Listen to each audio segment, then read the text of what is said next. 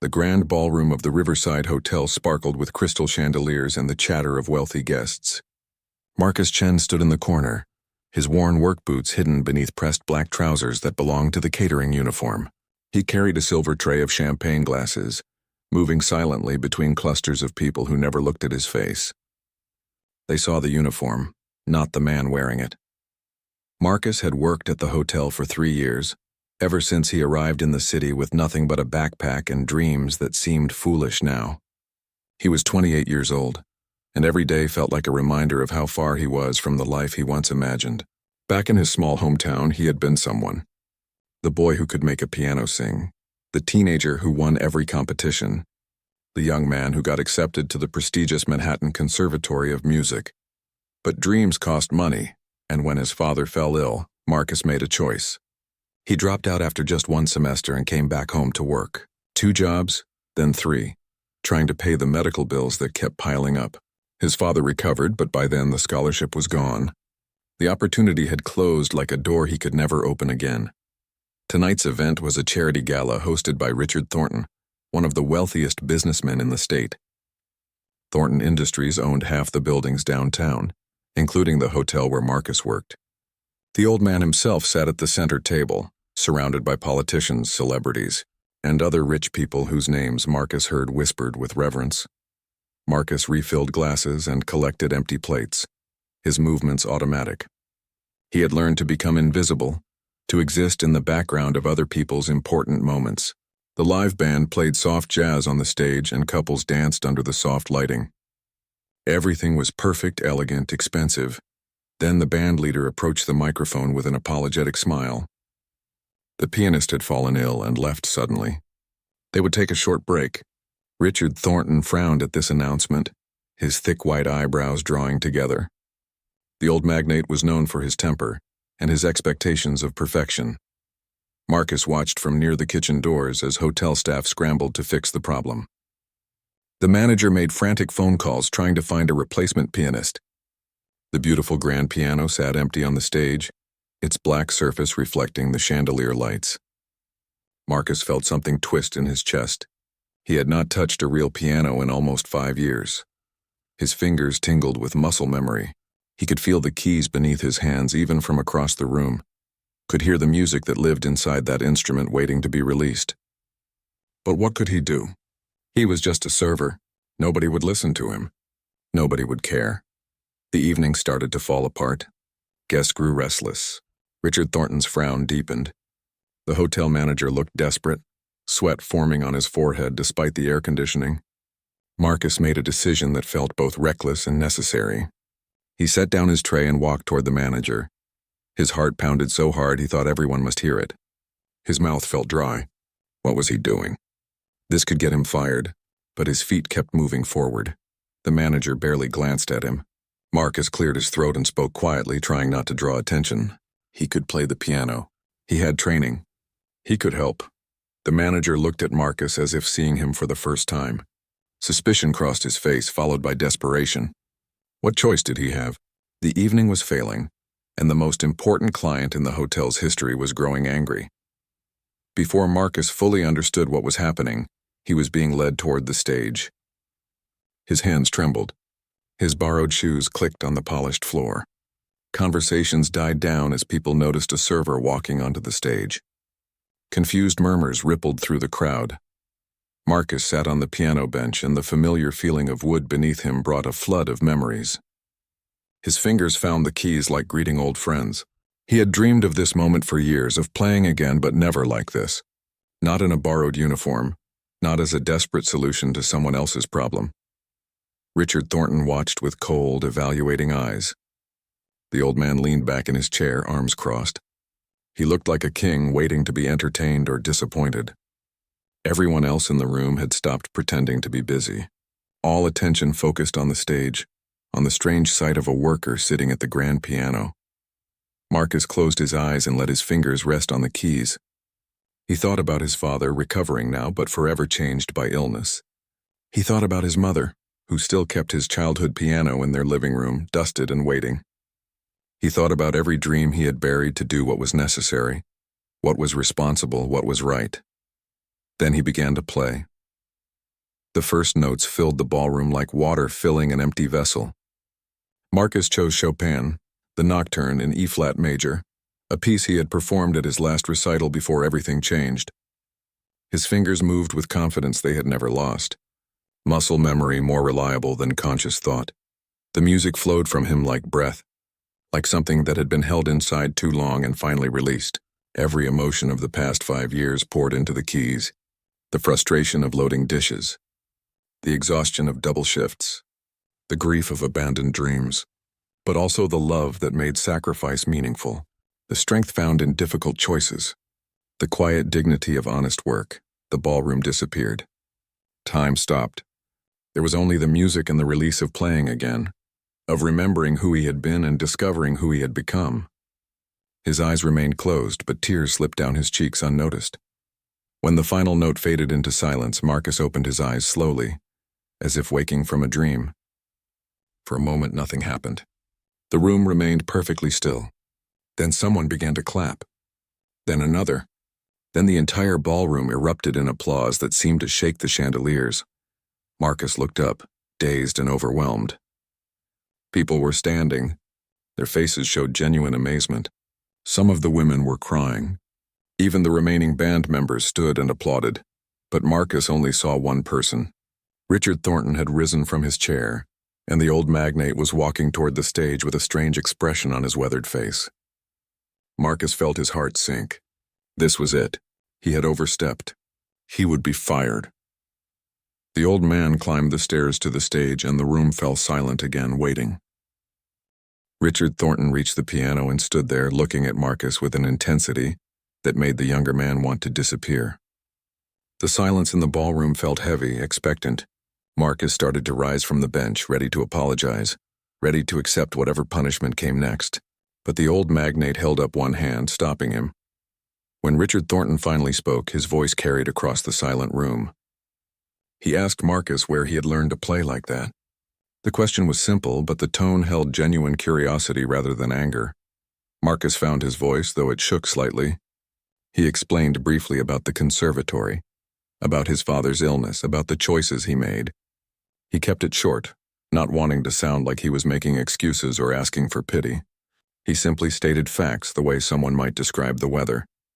The old magnate listened without interruption, his sharp eyes never leaving Marcus's face. When Marcus finished speaking, Richard nodded slowly as if confirming something he had suspected. Then he did something that shocked everyone in the room. He smiled. Not a polite social smile, but something genuine that transformed his stern features. Richard turned to face the crowd and announced that he had just witnessed something rare. True talent combined with character. He said that any fool could be born with money, but it took something special to sacrifice your dreams for family. It took something even more special to keep that talent alive despite everything. Then the old magnate made a statement that caused gasps throughout the ballroom. He said loudly so everyone could hear that he wished his own daughter had been present tonight. If she had been there, he would have told her to marry a man like this. A man who understood sacrifice and responsibility. A man who could create such beauty while carrying such burdens. Marcus felt his face burn with embarrassment. The old man meant it as a compliment, but it made him feel exposed as if his entire difficult life had been displayed for entertainment. Yet something in Richard Thornton's eyes suggested he understood that discomfort and respected it. The magnate was not finished. He asked Marcus if he would play another piece, not as a server helping out in an emergency, but as the featured performer of the evening. He wanted everyone to hear what real artistry sounded like. Marcus hesitated. Part of him wanted to refuse, to retreat back to the safety of invisibility. But a larger part, the part that had been silent for 5 years, hungered for this. He nodded and turned back to the piano. This time he chose something different. He played Rachmaninoff, the prelude in C-sharp minor. It was a dark, powerful piece full of deep chords and cascading notes that demanded both technical skill and emotional depth. His hands flew across the keys and the music filled the space like a storm, beautiful and frightening at once. The crowd remained absolutely silent throughout. When he finished, the applause came even more thunderously than before. Marcus played 3 more pieces that night, each one different, each one revealing another part of himself through music. He played Debussy's gentle impressionism, Beethoven's passionate drama, and finally, a jazz improvisation that made people smile and tap their feet. By the end, he was exhausted but more alive than he had felt in years. The performance had cracked something open inside him, let light into places that had been dark for too long. When he finally stood from the piano bench, his legs felt shaky. Richard Thornton approached him again, but this time with a business card extended. The old man said they needed to talk, but not tonight. Tonight was for celebration. He told Marcus to come to his office on Monday morning. There might be an opportunity if Marcus was interested. Marcus took the card with trembling fingers. He barely heard the rest of what the magnate said because his mind was spinning with possibilities and fears. What kind of opportunity? Was this real, or would he show up Monday to discover it had been a kind gesture that meant nothing? The hotel manager appeared looking nervous but pleased. He told Marcus he could leave early if he wanted. The rest of the staff would handle cleanup. Marcus changed out of his uniform in a daze, his mind replaying everything that had happened. It felt like a dream, the kind he used to have before he learned to stop dreaming. He took the bus home to his small apartment, watching the city lights blur past the window. His phone buzzed with messages from co-workers who had heard about what happened. News traveled fast in the hotel. Some congratulated him. Others asked questions he could not answer yet. Marcus lived in a studio apartment in a neighborhood that was politely called developing. The building was old, with pipes that rattled and walls thin enough to hear neighbors arguing. But it was his, paid for with his own work, and he had never complained. Tonight, though, he looked at the space differently. At the second-hand furniture and the hot plate that served as his kitchen. At the mattress on the floor because he could not afford a bed frame. At the keyboard in the corner, a cheap electronic one he had bought at a pawn shop, the only way he could afford to practice. He sat on the edge of his mattress and pulled out his phone. He should call his parents, but it was late and he did not know what to say yet. Everything felt too uncertain, too fragile. What if Monday brought disappointment? What if Richard Thornton forgot about him by then, or changed his mind? Marcus looked at the business card under his lamp. Heavy paper, embossed letters. Richard Thornton, CEO, Thornton Industries. A direct phone number written on the back in pen. It looked real. It felt real. But life had taught him not to trust good things too easily. He thought about his mother, who still believed he would return to music someday. She had never said a word of disappointment when he came home from the conservatory, just hugged him and told him she was proud. His father, now working part-time at the hardware store, always spoke about Marcus's sacrifice with a kind of guilty gratitude that made Marcus uncomfortable. They had done their best. They never asked him to give up his dreams. That choice had been his, made out of love and necessity in equal measure. He did not regret it exactly, but sometimes late at night he wondered about the life he might have lived, the concerts he might have performed, the music he might have created. Sleep did not come easily that night. Marcus lay in the dark, listening to sirens in the distance and footsteps in the apartment above. His fingers moved against the sheets, practicing invisible scales, preparing for possibilities he did not dare name yet. Saturday and Sunday passed slowly. Marcus worked his usual weekend shifts at the hotel, and everyone treated him differently. Some with new respect, others with jealousy barely disguised as jokes. His supervisor asked if he would be leaving soon, the question carrying an edge of concern about finding a replacement. Marcus said he did not know yet. That was honest. He had no idea what Monday would bring. He tried not to think about it, but the business card in his wallet seemed to burn against his leg, a constant reminder of potential change. Monday morning arrived with gray skies and the threat of rain. Marcus woke up earlier than necessary, his stomach tight with nervous energy. He had only 2 decent outfits, neither appropriate for meeting a billionaire CEO. He chose the better of the 2, a button-down shirt that was slightly faded but clean and pressed, and dark pants that fit well enough. Looking in the mirror, he barely recognized himself, not because of the clothes, but because something in his face had changed. Hope maybe, or fear, perhaps both mixed together until they became the same thing.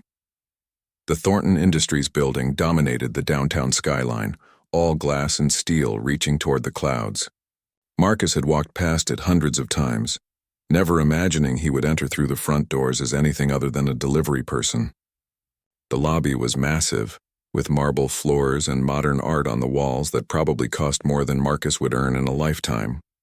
Security directed him to the top floor after confirming his appointment. The elevator ride felt eternal.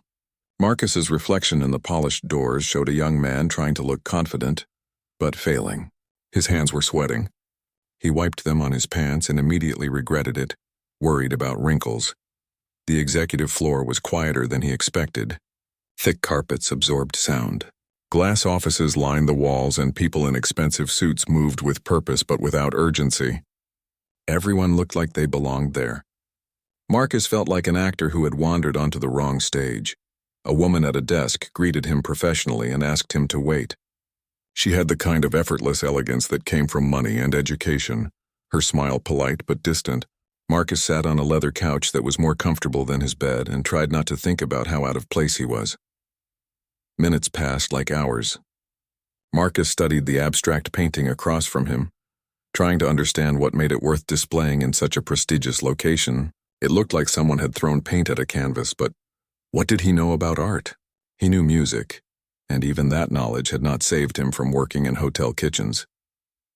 The door to the main office opened and Richard Thornton appeared. In casual clothes at the gala, the old man had seemed approachable. In his business suit, in his own building, he radiated power and authority. Marcus stood quickly, perhaps too quickly, and extended his hand. The magnate's handshake was firm but not crushing, and his expression was difficult to read. He invited Marcus into his office with a gesture and closed the door behind them. The space was enormous, with windows overlooking the entire city. Marcus could see the hotel where he worked, looking small and insignificant from this height. Richard did not sit behind his desk, which Marcus found surprising. Instead, he gestured to a sitting area with comfortable chairs arranged around a coffee table. It felt less formal, though Marcus knew this was still an interrogation of sorts. The old man was evaluating him, deciding if Friday night had been a fluke or something more. They talked for over an hour. Richard asked about Marcus's training, his influences, his understanding of different composers and styles. The questions went deep, revealing that the magnate knew more about classical music than Marcus had expected. Richard's own mother had been a pianist, he explained, who had given up a promising career to marry his father. She had died when Richard was young, but he still remembered her playing.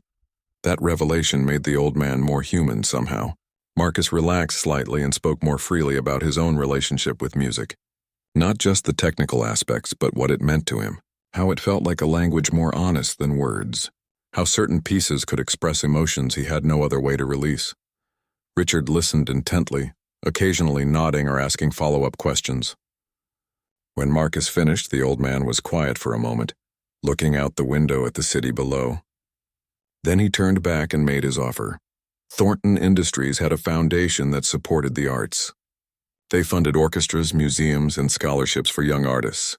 Richard wanted to create a new program, one focused on musicians who had shown exceptional talent but faced obstacles that prevented them from pursuing their gifts. Marcus would be the first recipient. The program would provide a full scholarship to return to the conservatory, plus a living stipend, so he would not need to work while studying.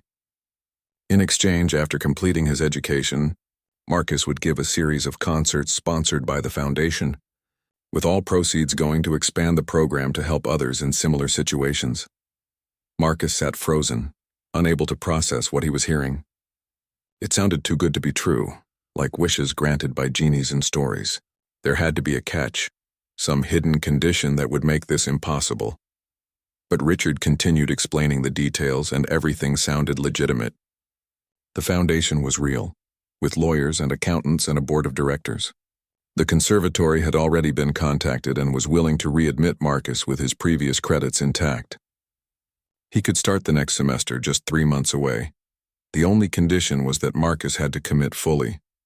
No backup plans, no safety nets. Richard said he had seen too many talented people waste their gifts by keeping one foot in their old life, unable to fully invest in their new opportunity. If Marcus accepted, he would have to trust that the foundation would support him completely.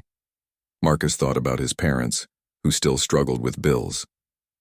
He thought about the security of his current job, humble but reliable. He thought about what happened to people who took risks and failed. But he also thought about Friday night, about how alive he felt playing that piano, about the dreams he had carefully buried but never fully killed. He asked for time to think. Richard nodded, understanding, and said to take a few days. But not too long. The semester deadline was approaching, and paperwork needed to be filed. Marcus left the office feeling dazed, clutching a folder full of program details and scholarship information. On the street outside the building, Marcus stood in the light rain that had started falling. People rushed past with umbrellas, annoyed by the weather. Marcus just stood there, letting the water soak his hair and shoulders, trying to ground himself in reality. He called his mother from a coffee shop, sitting in a corner booth with a cup he barely touched. When he told her about the offer, she cried. Happy tears, she assured him, but he could hear the worry underneath. She asked if he was certain this was what he wanted, if he was ready to risk everything again. That question stayed with him for the rest of the day. Risk. It was always about risk, wasn't it? He had risked disappointment by playing at the gala. Now he had to decide if he could risk even more. Marcus went to work that evening, serving dinner in the hotel restaurant. Everything looked different now, tinged with the possibility of escape. His co-workers felt like people from another life, friendly strangers he was already leaving behind in his mind. But was he really? Could he actually walk away from safety? That night, lying on his mattress, Marcus stared at the ceiling and thought about courage. Real courage. Not the kind in movies where heroes face obvious villains. The courage to accept help. The courage to believe in yourself when past experience suggested doubt. The courage to try again after failure had taught you caution. The next morning, Marcus called Richard Thornton's office and left a message accepting the scholarship. His hand shook as he pressed the buttons on his phone, and after leaving the message, he sat on his apartment floor for 20 minutes, breathing slowly, trying to convince himself he had made the right choice. Within hours, things began moving quickly. The foundation's coordinator contacted him with paperwork to sign, forms to fill out, timelines to follow. The conservatory sent confirmation of his readmission. Everything was happening so fast that Marcus barely had time to feel scared. He gave his 2-week notice at the hotel. His manager seemed genuinely happy for him, though Marcus suspected the man was also relieved to avoid any awkwardness about the gala incident. Some co-workers threw him a small party in the break room, with a grocery store cake and sincere wishes for success. Others avoided him, either jealous or uncomfortable with his sudden change in fortune. Marcus spent his last days at work in a strange state of mind, already half gone while physically still present. He served food and cleared tables, but his thoughts were on music theory and practice schedules. He found himself mentally preparing for auditions and classes, his brain switching back to a mode it had not accessed in years. Telling his parents was harder than he expected.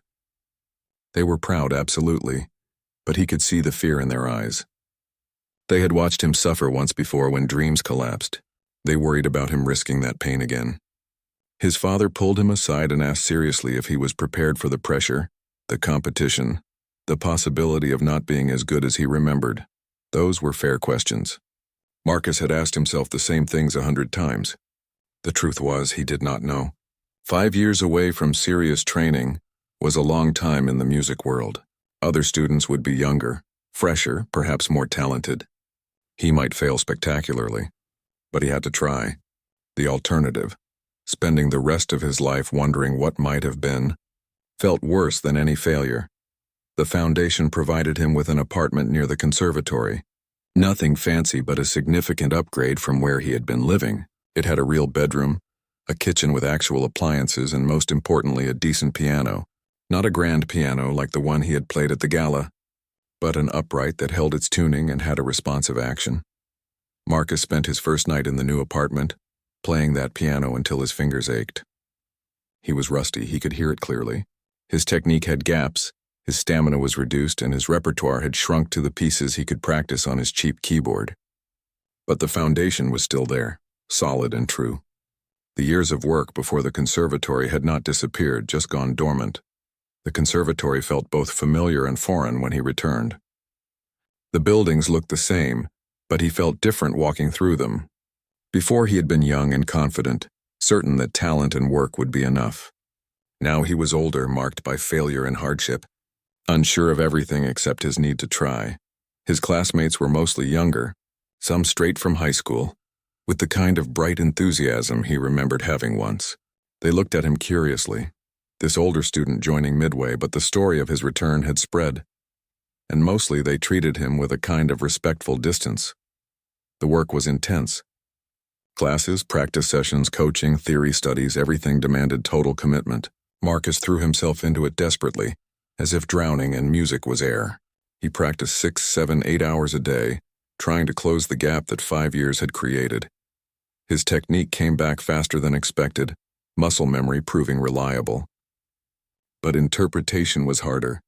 The professors pushed him to dig deeper, to find emotional truth in the music. One teacher told him bluntly that technical perfection meant nothing without soul, and Marcus needed to decide what he wanted to say through his playing. That feedback frustrated him at first. He had always focused on playing correctly, hitting the right notes with proper dynamics. But his teacher insisted that was just the beginning. Great pianists did not just play music. They revealed something essential about human experience. They made audiences feel things they could not articulate any other way. Marcus struggled with this concept for weeks. How did you put soul into Chopin? What did that even mean? He practiced until his hands hurt, trying to find whatever his teacher wanted him to discover, growing more frustrated each day. Then one afternoon, alone in a practice room, everything shifted. He was working on a Brahms intermezzo, a piece he found technically manageable but emotionally opaque. He kept playing it mechanically, correctly but coldly. In frustration, he stopped and just sat at the piano, exhausted and discouraged. Without thinking, he started playing again. But this time he thought about his father recovering in the hospital bed, about his mother's quiet strength through those difficult months, about his own grief over abandoned dreams. He let those memories guide his hands instead of the sheet music. The music that emerged was different. The same notes, but transformed by genuine emotion. The intermezzo became a story about loss and resilience, about finding beauty in difficult circumstances. When he finished, he sat stunned by what he had discovered. This was what his teacher meant. Not technique serving music, but music serving truth. After that breakthrough, his playing transformed. Professors noticed immediately. Fellow students asked what had changed. Marcus tried to explain but could not find the right words. He had simply stopped trying to be perfect and started trying to be honest. Midterm evaluations approached, and with them, Marcus's first major performance since returning. Each student had to give a recital, performing pieces that demonstrated their progress and artistic development. For Marcus, this felt like a test not just of his skills, but of his entire decision to come back. He chose his program carefully, Bach for technical precision, Chopin for romantic expression, and a contemporary piece that was rhythmically complex and emotionally challenging. Together, they would show his range and growth. The recital hall filled with students, faculty, and some guests from the foundation, including Richard Thornton himself. Marcus had not seen the old magnate since accepting the scholarship. Knowing he was in the audience added pressure Marcus did not need. Backstage, waiting for his turn, Marcus felt the familiar pre-performance anxiety. His hands were cold, his stomach tight. Other students had already performed, some brilliantly, others adequately. The standard was high, and he was about to be judged against people who had not taken a 5-year break. His name was called. Marcus walked onto the stage, and the bright lights and silent audience transported him back to his last recital, before leaving the conservatory the first time. That night he had been young and confident. Tonight he was neither, but perhaps he was something better. He was someone who understood that music mattered, who knew its value because he had lived without it. He sat at the piano, adjusted the bench, and let his hands rest on the keys. Then he began to play and everything else disappeared. The Bach flowed with mathematical beauty, each voice in the fugue clear and distinct. The Chopin sang with longing and memory. The contemporary piece crackled with energy and unexpected harmonies. But more than technical accomplishment, Marcus poured himself into the music. Every note carried weight, meaning intention. He was not just playing compositions written by dead masters. He was speaking through them, telling his own story of struggle and hope, of dreams lost and found again. The audience heard it. Marcus could feel their attention, the way a room changes when people stop politely listening and start genuinely hearing. When he finished the last piece, the silence lasted several heartbeats before applause filled the hall. After the recital, professors approached Marcus with feedback that ranged from impressed to genuinely moved. One instructor, a stern woman who rarely praised anyone, told him that she had heard the history in his playing, the years of experience that made his interpretation deeper than his younger classmates could achieve. It was, she said, the sound of someone who understood that music existed to express what words could not. Richard Thornton waited until the faculty had finished speaking before approaching. The old magnate looked pleased, and when he shook Marcus's hand, his grip was warm and firm. He said simply that the foundation's investment had been worthwhile, and that Marcus was proving his mother's belief that real talent never truly disappeared. That semester continued with grueling intensity. Marcus maintained his practice schedule while juggling academic courses, ensemble rehearsals, and coaching sessions.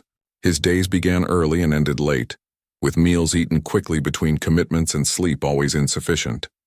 But he had never been happier. The conservatory became his world. He made friends with other students, particularly a violinist named Sarah, who was equally serious about music. They practiced together sometimes, challenging each other to dig deeper into their interpretations. She had her own story of struggle, of fighting against family expectations to pursue music, and they understood each other in ways that went beyond words. Winter approached, bringing cold weather and the anticipation of final exams. Marcus felt ready but not complacent.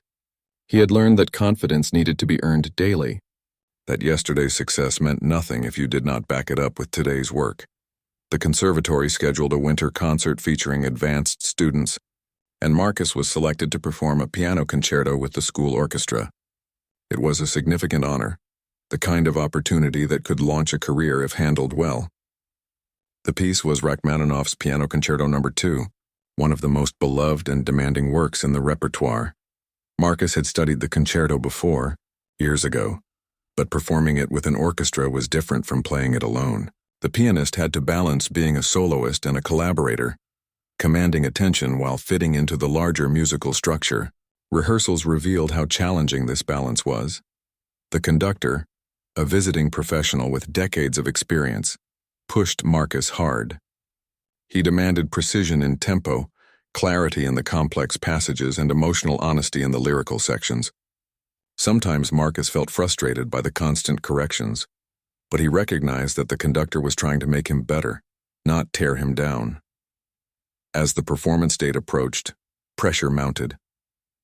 Music critics would attend, industry professionals, people who could open doors or close them with a single review. Marcus tried not to think about the stakes, focusing instead on the music itself, but the anxiety was always there, lurking beneath his concentration. His parents planned to attend, driving several hours to see him perform. Marcus had not seen them since moving back to the city, and their upcoming visit added another layer of emotion to an already charged situation. They would see how far he had come, but also witness him risking everything again. If he failed publicly, they would watch it happen. The night before the concert, Marcus could not sleep. He lay in bed mentally practicing the concerto, his fingers moving against the sheets.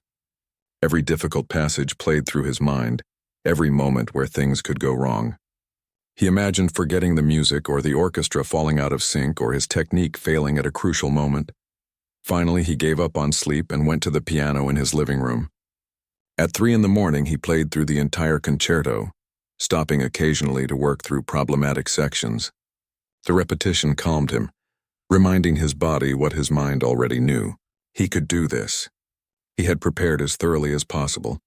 The concert was scheduled for evening. Marcus spent the day trying to stay relaxed, avoiding too much practice that might tire his hands.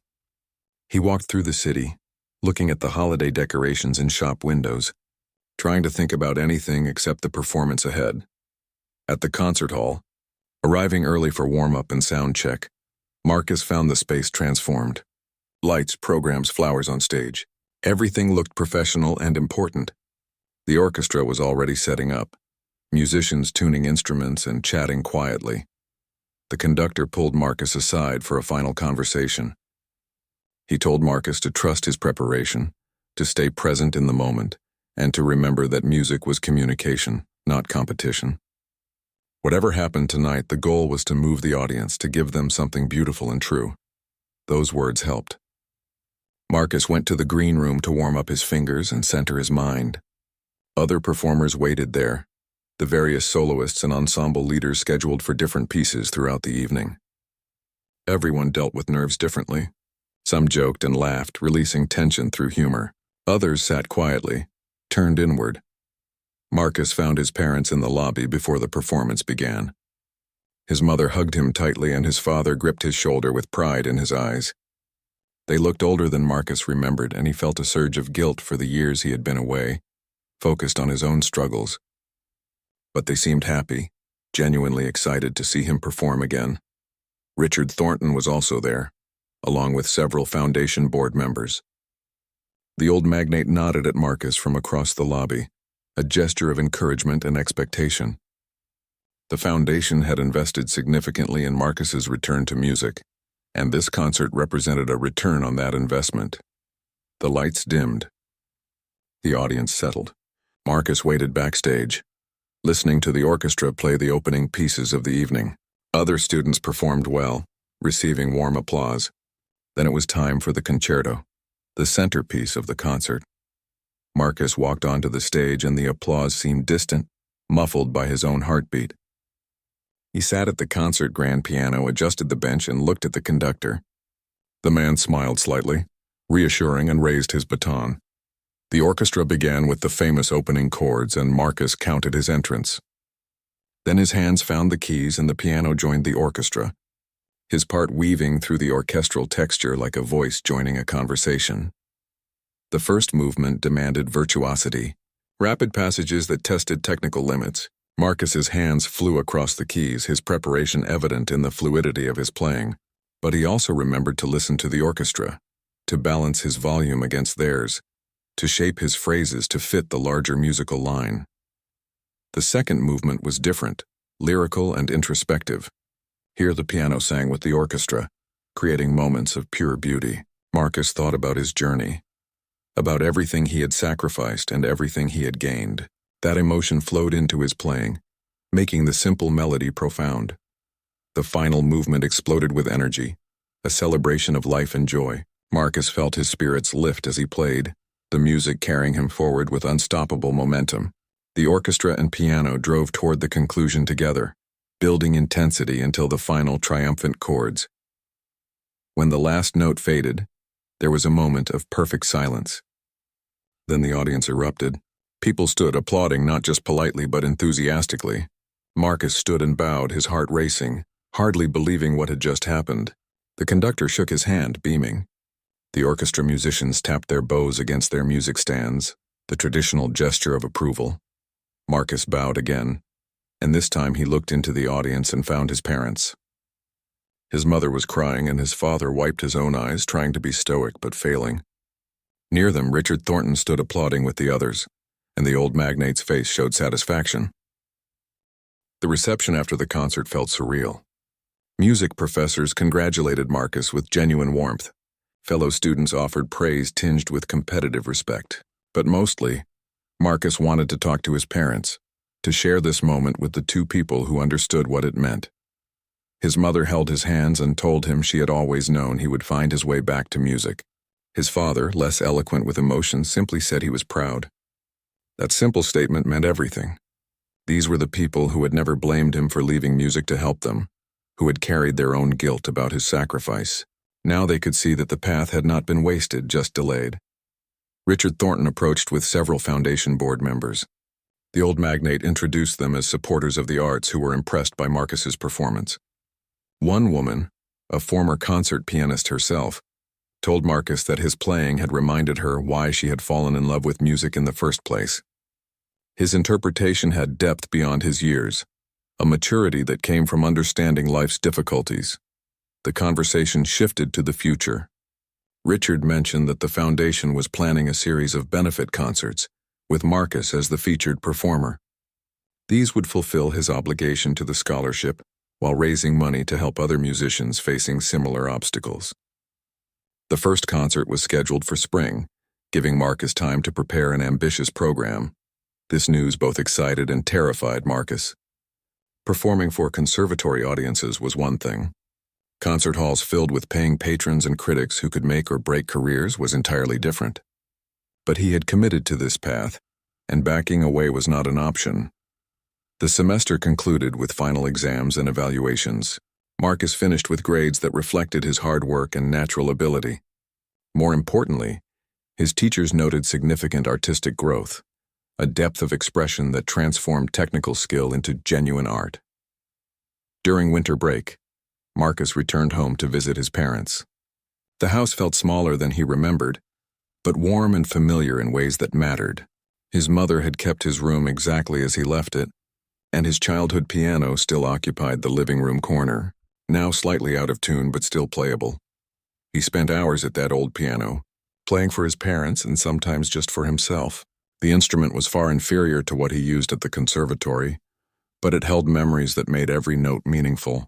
This was where he had first learned to play, where his dreams had taken root before reality complicated them. His father asked about money, practical as always. Was the scholarship truly covering everything? Did Marcus need help? The questions came from a place of love and lingering guilt, and Marcus assured him that the foundation's support was generous and complete. For the first time in years, he was not worried about paying bills or working extra shifts. He could focus entirely on music. They talked about the future, about what came after graduation. Marcus admitted he did not know exactly. The music world was competitive and unpredictable. Teaching was an option, or working as an accompanist, or trying to build a career as a soloist. Each path had possibilities and challenges. His mother said something that stayed with him. She told him that success was not about fame or money, but about doing what you loved in a way that enriched your life and others. If Marcus could make music and support himself, that would be enough. Everything else was just details. Back at the conservatory for the spring semester, Marcus noticed a shift in how people treated him. The winter concert had established him as one of the stronger pianists in the program. Professors expected more from him. Fellow students viewed him as someone to measure themselves against. The attention was flattering but also added pressure. Preparation for the spring benefit concert consumed most of his energy. The program was ambitious, spanning different eras and styles. Bach fugues, Beethoven sonatas, Chopin nocturnes, Debussy impressionism, and a contemporary piece by a living composer. Each required different technical and interpretive approaches. The foundation arranged for Marcus to work with a renowned performance coach, a retired concert pianist who had performed in major halls worldwide. The coach's name was Elena Rodriguez, and her reputation was intimidating. She was known for being brilliant but demanding, someone who could elevate your playing or destroy your confidence depending on how you responded to her teaching. Their first session was difficult. Elena listened to Marcus play through several pieces, her face revealing nothing. When he finished, she sat silent for a long moment before speaking. She told him bluntly that his technique was solid, his musicianship developing nicely, but he was still holding back emotionally. He played like someone afraid to be fully vulnerable, someone protecting himself from rejection. Marcus felt defensive at first. He thought he had been pouring himself into the music, being honest and open. But Elena insisted there was another level, a place where ego disappeared and only music remained. Getting there required risk, the willingness to fail spectacularly in pursuit of transcendent moments. Over the following weeks, Elena pushed Marcus harder than any teacher had before. She made him play passages 50 different ways, exploring every possible interpretation. She asked questions about what he felt, what he wanted the audience to feel, why certain musical choices mattered. Nothing was arbitrary. Everything had to serve the larger artistic purpose. Sometimes Marcus left their sessions frustrated and exhausted, questioning whether he was improving or just being broken down. But gradually he began to understand what Elena wanted. She was teaching him to trust his instincts, to make bold interpretive choices, to risk being wrong in service of being interesting. His playing transformed again. The safety and correctness that had marked his earlier performances gave way to something more daring and personal. He took interpretive risks, emphasizing unexpected phrases, using rubato in ways that bent the rhythm without breaking it, finding emotional depths in familiar pieces.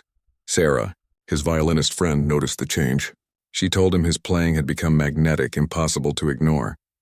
Even when he made small mistakes, the overall impact was powerful because he was fully committed to every moment. The benefit concert approached quickly. The venue was a historic concert hall downtown, beautifully restored with excellent acoustics. Tickets sold well, supported by the foundation's network of donors and music lovers. Reviews would appear in major newspapers. Industry professionals would attend. This was Marcus's introduction to the professional music world beyond the conservatory's protective environment. The week before the concert, Marcus fought against rising anxiety. He dreamed about forgetting music mid-performance, about technical failures, about disappointing everyone who believed in him. Elena told him this was normal, that every serious musician dealt with performance anxiety. The key was channeling that nervous energy into intensity rather than letting it become paralyzing fear. Richard Thornton invited Marcus to dinner 3 days before the concert. They met at an elegant restaurant, and the old magnate wanted to talk not about music, but about life. He asked Marcus what he had learned from his years away from the conservatory, from working in hotels and facing disappointment. Marcus thought carefully before answering. He said those years had taught him that talent alone was not enough. That character mattered, and resilience and the ability to find meaning in difficult circumstances. Music was precious because it was not necessary for survival, yet it made survival worthwhile. Losing it had taught him to value it properly. Richard nodded, satisfied with this answer. He revealed that he had chosen Marcus for the scholarship, not just because of his playing at the gala, but because of what he represented. Too many young musicians had talent but no depth, technical skill but no life experience. Marcus had both, and that combination was rare and valuable. The old magnate also shared something personal. His daughter, the one he had mentioned at the gala, had recently ended a relationship with a man Richard had never approved of. Someone wealthy but shallow, successful but empty. Richard had thought about Marcus's integrity and sacrifice often since that night, wishing his daughter could find someone with similar character. The night of the benefit concert arrived with clear skies and perfect spring weather. Marcus spent the afternoon alone walking through a nearby park, trying to stay calm and centered. He thought about his journey from that hotel ballroom to this moment, about all the people who had helped him along the way, about the second chance he had been given. At the concert hall, the atmosphere was different from the conservatory performance. This felt professional, real, with stakes that extended beyond academic evaluations. The audience would include music critics, potential managers, people who could influence his future career. But Marcus tried to focus on the music itself, not the implications of success or failure. Backstage, Elena found him during warm-up. She told him to forget everything she had taught him over the past months. Not literally, but mentally. All the analysis, all the careful interpretive choices, all the technical concerns needed to disappear. Tonight he should just play, trusting that the preparation had sunk deep enough to operate without conscious thought. The hall filled quickly.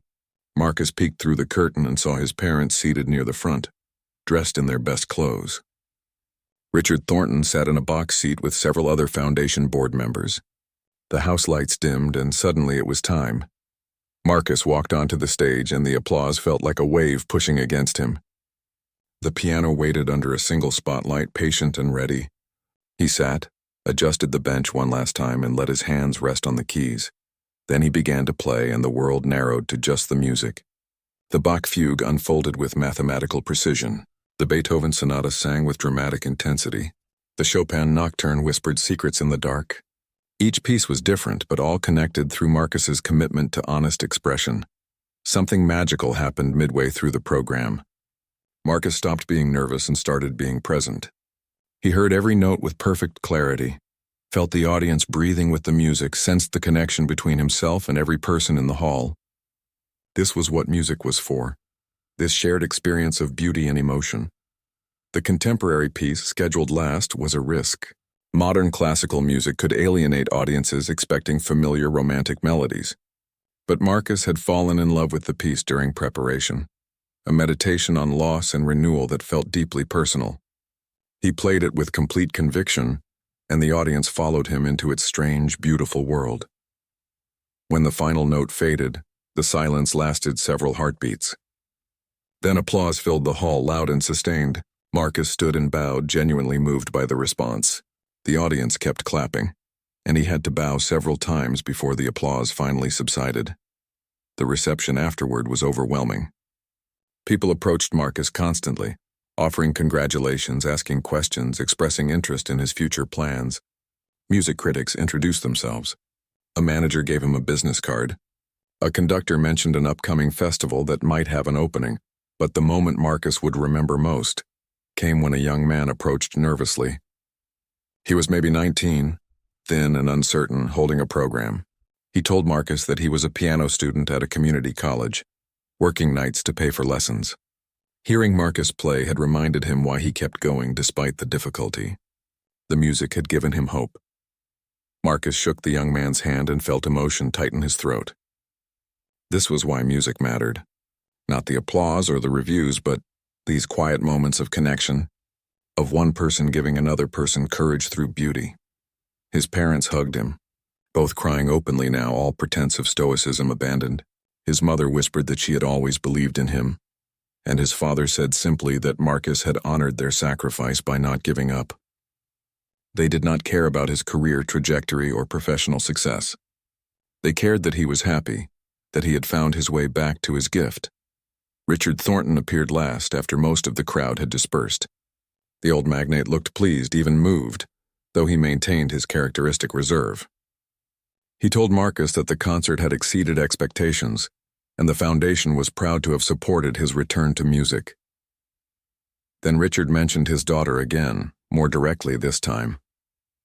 Her name was Catherine, and she had attended the concert, sitting in the back where Marcus had not seen her. She had been deeply impressed not just by his playing but by his story.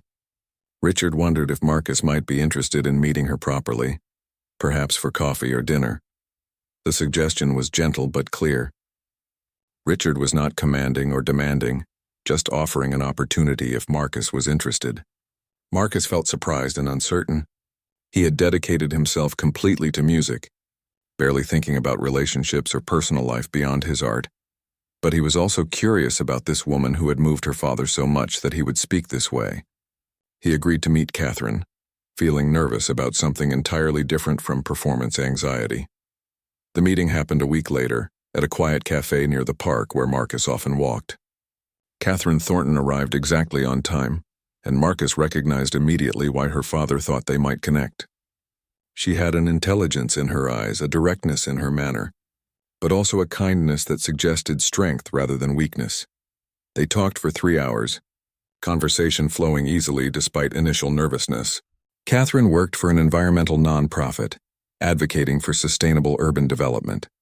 She was passionate about her work but also realistic about its challenges. She asked Marcus about music, but also about his years working in the hotel, about his family, about what he had learned from difficulty. Marcus found himself being honest in ways he rarely was with new people. Catherine did not treat him like a fascinating charity case or a talented performer to admire from a distance. She talked to him like an equal, someone whose experiences and insights mattered beyond his musical ability. When they finally parted, Marcus felt something shift inside him. He had been so focused on reclaiming his career that he had not thought about building a life beyond music. But Catherine represented possibility, the chance to be a complete person rather than just a pianist. They continued meeting, slowly building a friendship that gradually became something more. Catherine attended more of Marcus's performances, but she also introduced him to her world of activism and social engagement. She challenged him to think about how music could serve larger purposes, could be part of social change rather than just entertainment for the wealthy. Graduation from the conservatory approached, bringing both excitement and uncertainty about the future. Marcus had received several job offers, including a teaching position at a respected music academy and an accompanist position with a regional orchestra. There was also interest from managers about building a solo career. Elena, his performance coach, advised him to consider what kind of life he wanted, not just what kind of career. She had seen too many talented musicians burn out from constant touring, or become bitter from never achieving the fame they expected. Success meant defining what mattered to you and building toward that, not chasing someone else's definition of achievement. Marcus thought about this advice carefully. He loved performing, but he also valued stability and relationships. He wanted to make music, but not at the cost of everything else. Eventually, he accepted the teaching position, which would provide steady income while allowing him to continue performing occasionally. Richard Thornton's foundation expanded its scholarship program, helping 5 more musicians in situations similar to Marcus's original circumstances. The old magnate asked Marcus to serve on the selection committee, using his experience to identify candidates who combined talent with character. Catherine and Marcus's relationship deepened into something serious and committed. She understood his dedication to music because she felt the same way about her work. They supported each other's passions while building a life together that balanced professional ambition with personal happiness. One evening, almost 2 years after the gala where everything changed, Marcus played at another benefit concert for the foundation. The program included new scholarship recipients performing alongside him, showing what the program had achieved. After the concert, at the reception, Richard Thornton stood to make a speech.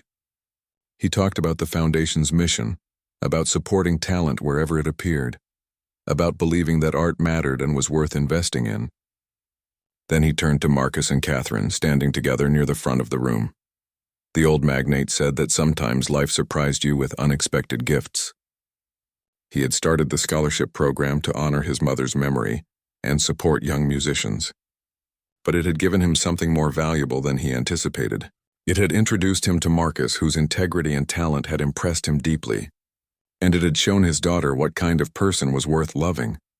Someone who understood that real success came from staying true to your values, even when that meant taking difficult paths. Richard raised his glass in a toast.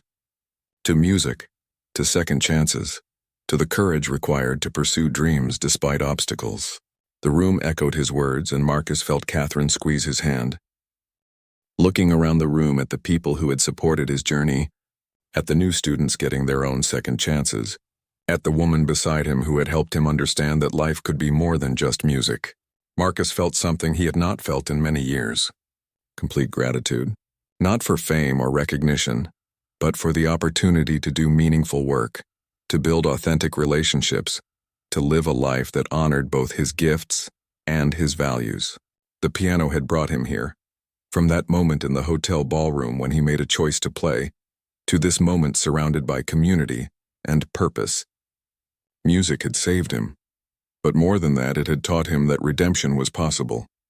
That mistakes and setbacks were not endings but transitions, and that sometimes the hardest journeys led to the most meaningful destinations. Years later, Marcus would continue teaching and performing, mentoring young musicians who faced their own obstacles. Catherine's environmental work would intersect with the arts community, creating programs that used music to advocate for social causes. They would build a life together that honored both their passions. But Marcus never forgot where he came from, the years of struggle that shaped him, or the people who believed in him when he struggled to believe in himself. Every time he sat at a piano, he remembered that night at the gala, the moment when he decided to risk vulnerability for the chance at transcendence. That decision had changed everything, had opened doors he thought were permanently closed. The story that began with a challenge from a magnate and a desperate worker's courage had become something richer and more complex. Not a fairy tale where everything was perfect, but a real story about human resilience, about communities supporting their members, about art's power to transform individual lives and connect people across differences. Marcus's hands, which had served champagne and cleared plates, which had been calloused by labor and softened again by return to music, now created beauty regularly. Not just for wealthy audiences, but for students learning their first pieces, for community concerts in neighborhood parks, for anyone who needed to be reminded that beauty existed even in difficult times. The magnate had said at the gala that he wished his daughter could marry someone like Marcus. In the end, Catherine made her own choice, selecting Marcus not because her father approved, but because she recognized in him the qualities that mattered. Kindness tempered by strength, talent deepened by struggle, ambition balanced by humility. And Marcus, who had learned that love meant sacrifice, but also that sacrifice could lead back to love, understood that his journey had given him something more valuable than any career success. It had given him wisdom about what truly mattered, and the courage to build a life around those values. The piano still played, the music still flowed, and the story continued. Not with dramatic climaxes, but with the quiet satisfaction of work well done and relationships deeply nurtured. Sometimes that was the best ending of all.